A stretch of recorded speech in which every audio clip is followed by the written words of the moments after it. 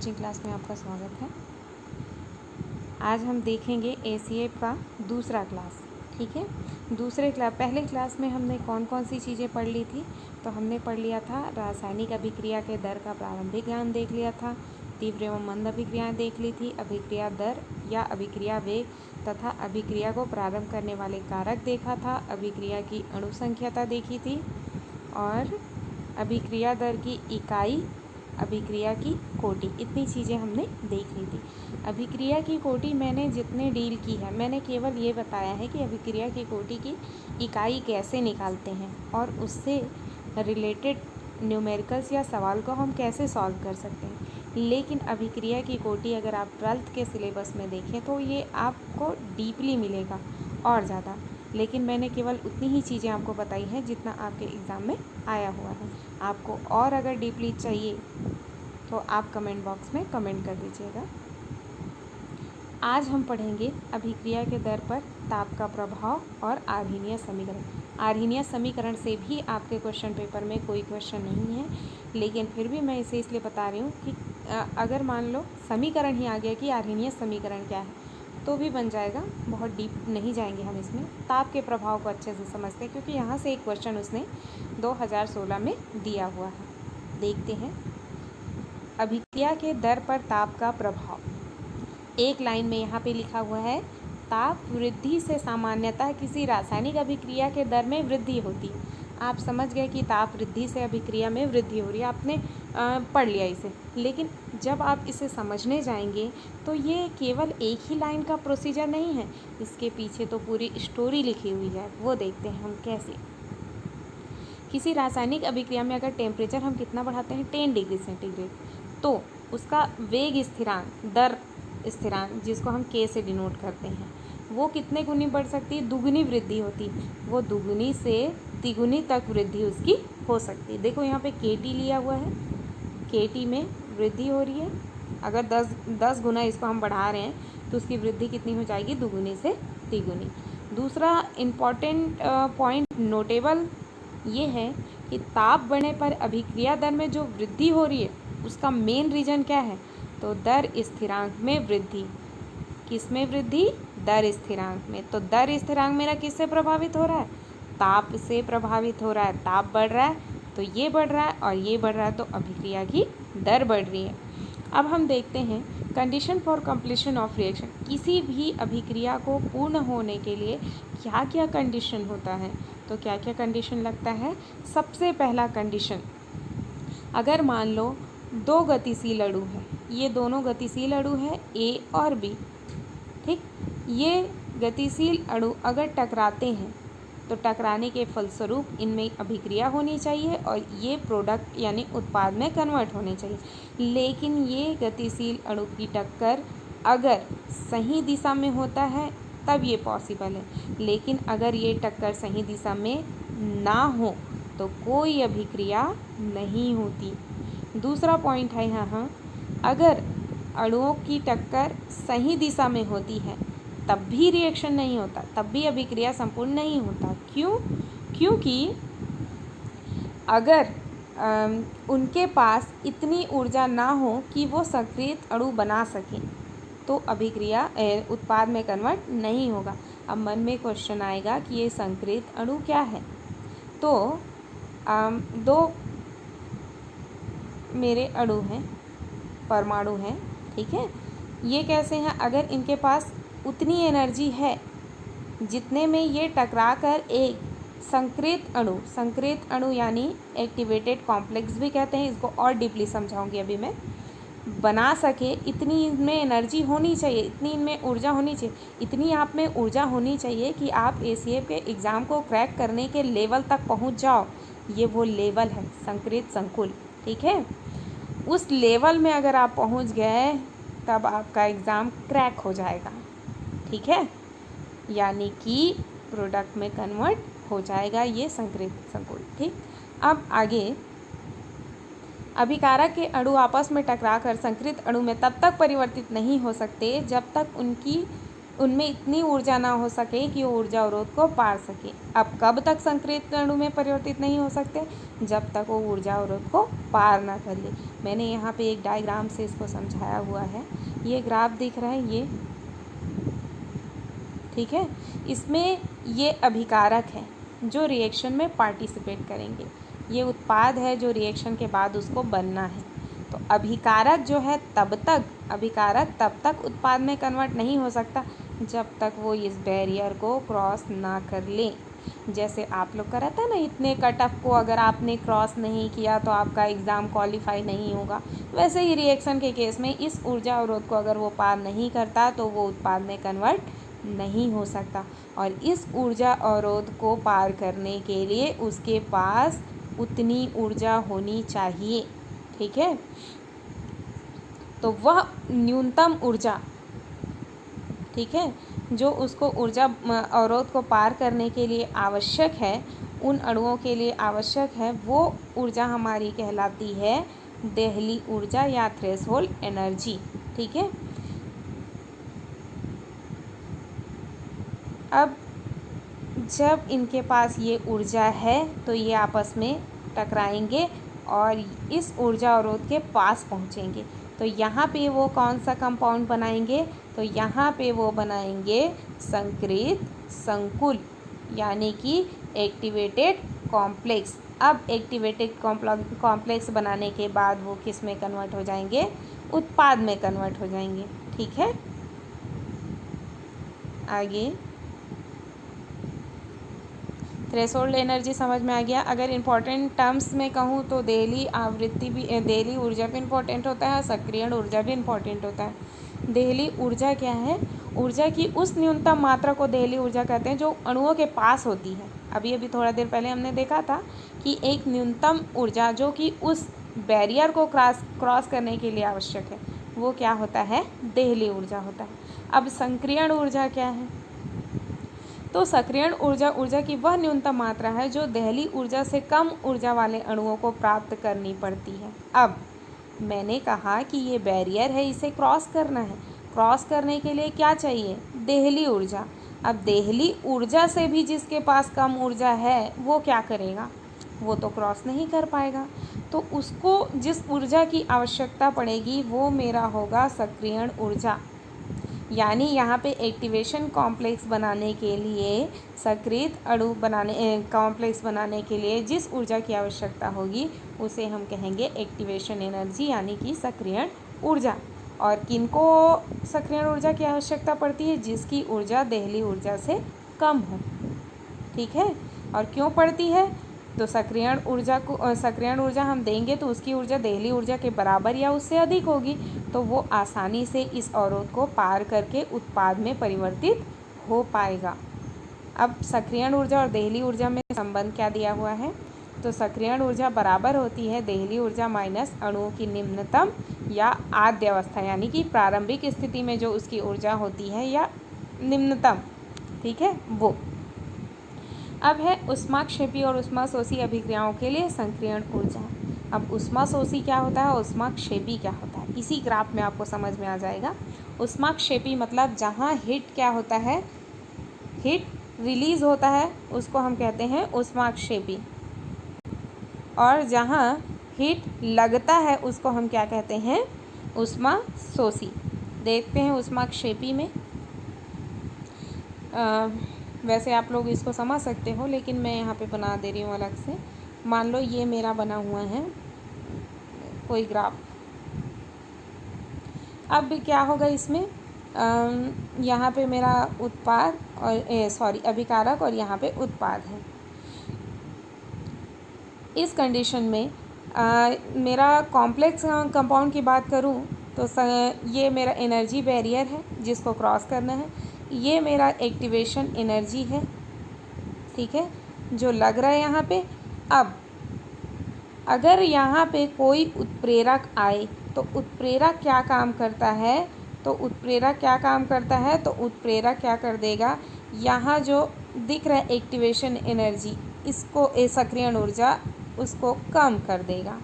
अब पहले क्या था, उसको इस बैरियर को क्रॉस करना पड़ता, अभी क्या है वो कम हो गया। यहाँ पे उसका एक्टिवेशन एनर्जी मैंने यहाँ पे लिखा हुआ है, एक्टिवेशन एनर्जी ये था पूरे के लिए।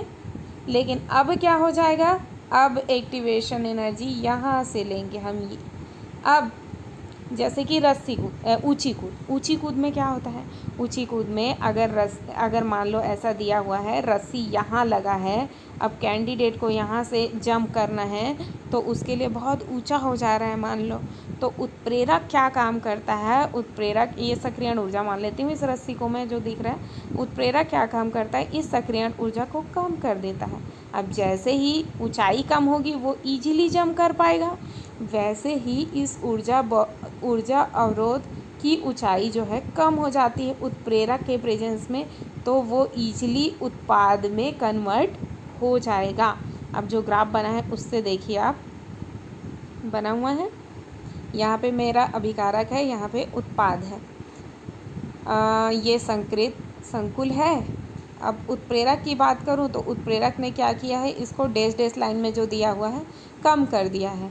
तो अब यहाँ पे एक्टिवेशन पहले कितना था, इतना था, अभी एक्टिवेशन क्या हो गया, कम हो गया। अब कम एक्टिवेशन एनर्जी जब लग रहा है तो ये उत्पाद में क्या होगा, जल्दी परिवर्तित हो जाएगा। तो उत्प्रेरक इस तरह किसी अभिक्रिया को क्या कर सकता है, बढ़ा सकता है। अब ऊष्माक्षेपी का क्या कॉन्सेप्ट है यहाँ पे, तो ऊष्माक्षेपी का कॉन्सेप्ट है कि मेरा अभिकारक क्या था, ये था, उत्पाद मेरा क्या था, ये था।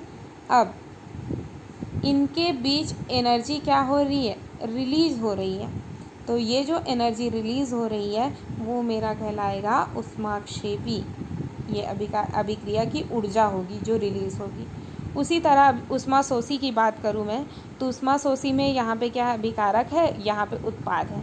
अब यहाँ पे क्या हो रहा है मेरा, इन दोनों के बीच का अगर मैं डिफरेंस देखूँ तो यहाँ पे जो डेल एच है वो क्या हो रहा है, अवशोषित हो रहा है।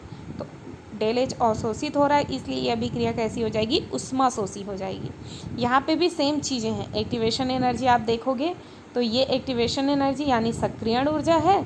अब यहाँ पे अगर कोई उत्प्रेरक आएगा तो वो भी क्या कर देगा, इसको कम कर देगा। तो यहाँ पे पहले एक्टिवेशन एनर्जी ये था, अब एक्टिवेशन एनर्जी ये हो जाएगा, ठीक है। तो ये दिया हुआ हमारा सक्रियण ऊर्जा किस में, ऊष्माक्षेपी और ऊष्माशोषी में। सिंपल टर्म में अगर मैं समझाऊँ तो आप थोड़े से उसमें ये कह सकते हैं कि कोई भी उत्प्रेरक किसी रिएक्शन को कैसे, अभिक्रिया को कैसे बढ़ा सकता है, तो ये जो दिया रहता है बैरियर, उसको क्रॉस करने के लिए जो उसको एक्टिवेशन एनर्जी चाहिए रहता है।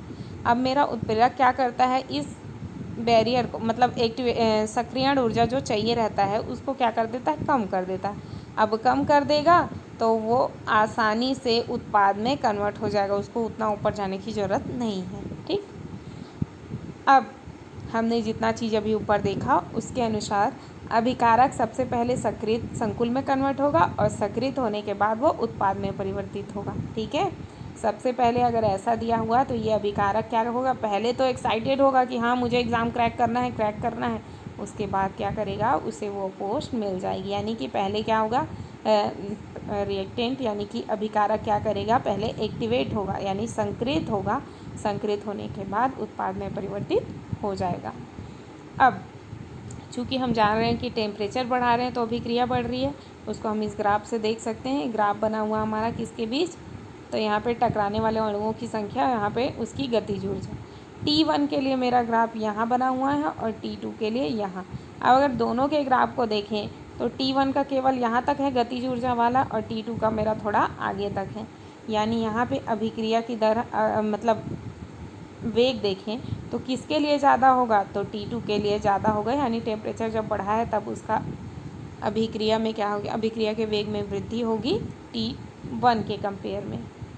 नोट, मेन चीज़ जो नोटेबल है वो ये है, ताप बढ़ने पर सक्रियण ऊर्जा के बराबर ऊर्जा रखने वाले तथा सक्रियण ऊर्जा से अधिक ऊर्जा रखने वाले अणुओं की संख्या में वृद्धि होती है, अतः उच्च ताप पर अभिक्रिया का वेग बढ़ जाता है। यानी कि जैसे मान लो इसमें कोई वो है मेरा पार्टिकल्स हैं, ठीक है। अब ये पार्टिकल्स जो हैं, ये जो पार्टिकल्स हैं मेरे, वो क्या करेंगे, अगर मैं इसको टेम्परेचर दूंगी तो ये मॉलिक्यूल्स की जो सक्रियण ऊर्जा है जो सक्रियण ऊर्जा इसको क्रॉस करने के लिए चाहिए थी, अगर मैं इसको ताप दूंगी तो वो सक्रियण ऊर्जा क्या हो जाएगी, बढ़ेगी। मतलब उनको जितनी एनर्जी चाहिए इस बैरियर को क्रॉस करने के लिए वो बढ़ जाएगा। ठीक है, अब बढ़ जाएगा तो आसानी से सक्रियण ऊर्जा या उससे अधिक ऊर्जा उसको मिलेगी, तो वो आसानी से इस बैरियर को क्या कर पाएंगे, क्रॉस कर देंगे। अब क्रॉस कर लेंगे जब इस बैरियर को, तो ईजली प्रोडक्ट में कन्वर्ट हो जाएंगे, और ईजली प्रोडक्ट में कन्वर्ट हो जाएंगे तो क्या होगा, अभिक्रिया की दर बढ़ जाएगी। इस तरह ताप क्या करता है, अभिक्रिया के दर को बढ़ा देता है।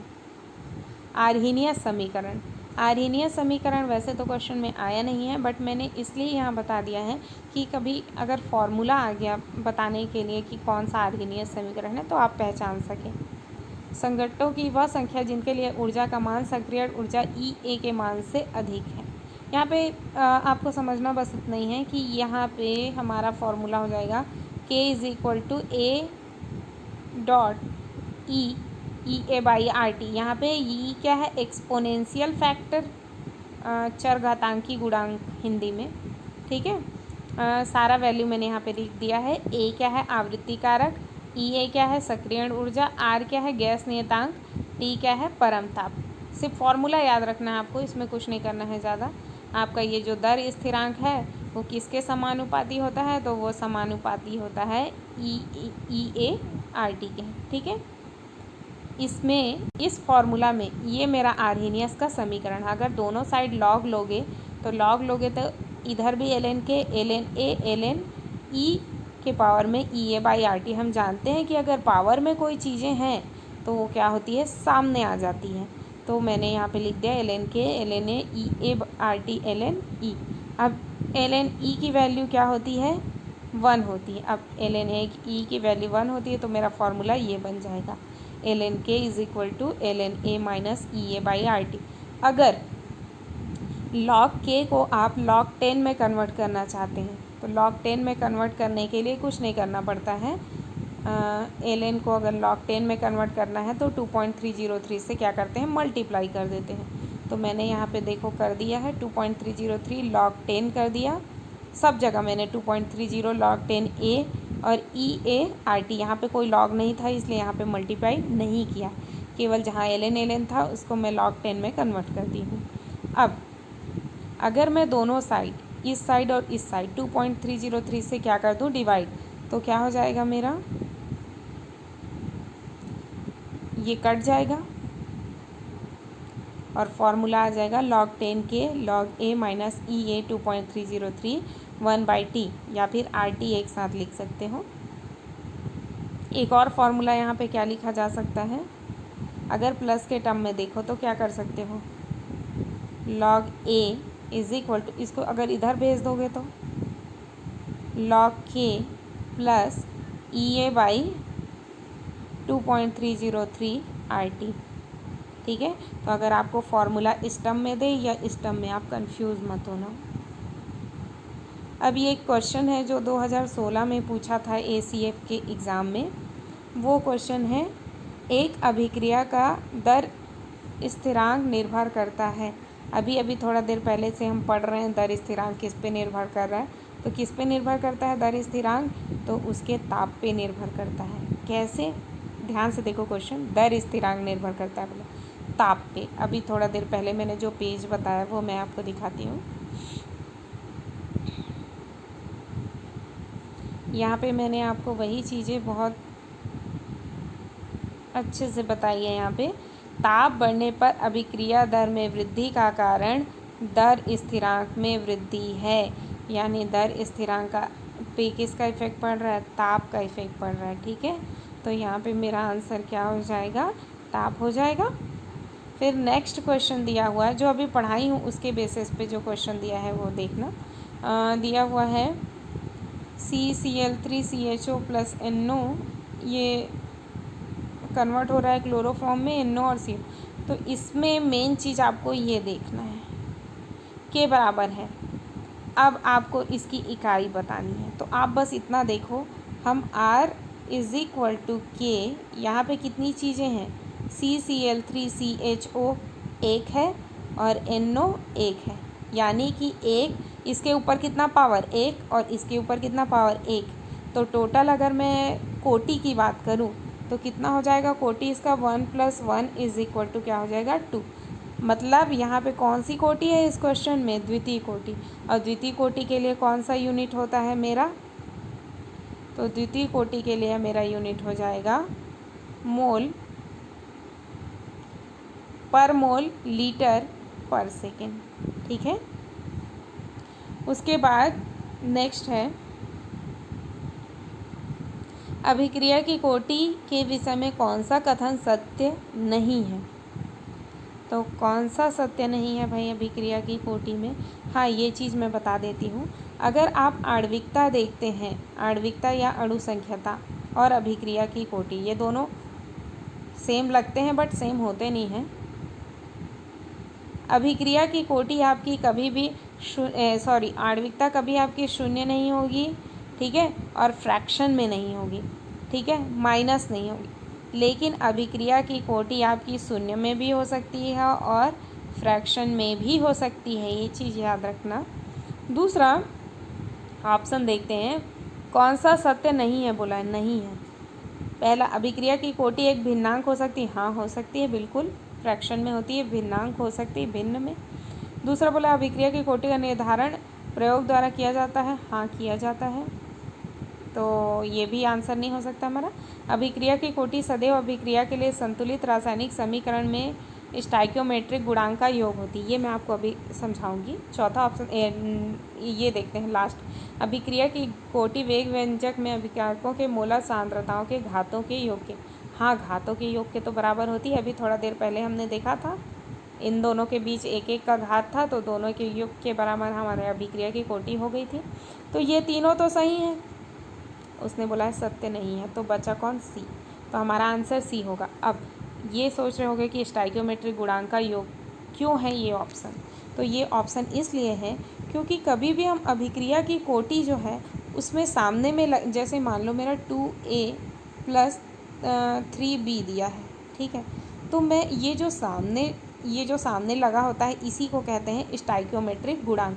तो कभी भी हम सामने लगे हुए गुणांक के आधार पर ये तय नहीं कर सकते कि वो किस कोटि की अभिक्रिया है, कभी भी नहीं। केवल आणविकता बता सकते हैं और वो भी आणविकता 3 से ज़्यादा नहीं, ठीक है। तो कभी भी इस स्टाइकियोमेट्रिक के टर्म में हम अभिक्रिया की कोटि नहीं बता सकते, इसलिए आंसर सी होगा। ये क्वेश्चन मैंने खुद से ही डाल दिया, इसलिए डाल दिया क्योंकि मुझे इम्पोर्टेंट लगता है कि रेडियो एक्टिव, कभी भी कोई सा भी रेडियो एक्टिव बोल दिया, अगर कोई सा भी रेडियो एक्टिव, इसका मतलब आप आंख बंद करके कौन सी कोटि लगा देना, प्रथम कोटि की अभिक्रिया, ठीक है। अगर गन्ने के रस वाले में अगर इस टाइप का एग्जाम्पल आया तो ये भी किसका एग्जाम्पल है, प्रथम कोटि का। 15वां क्वेश्चन तो आप लोग ही बताना, अभी थोड़ा देर पहले मैंने ऊष्माक्षेपी और ऊष्माशोषी बताया है, तो 15वां क्वेश्चन का आंसर आप देना और इस क्वेश्चन का आंसर भी आप ही देना। अगर इन दोनों का आंसर ना बने तो आप कमेंट कर दीजिएगा, मैं उसमें आंसर मेंशन कर दूंगी और रीज़न भी, या नेक्स्ट वीडियो में आंसर एक्सप्लेन कर दिया जाएगा। Thank you.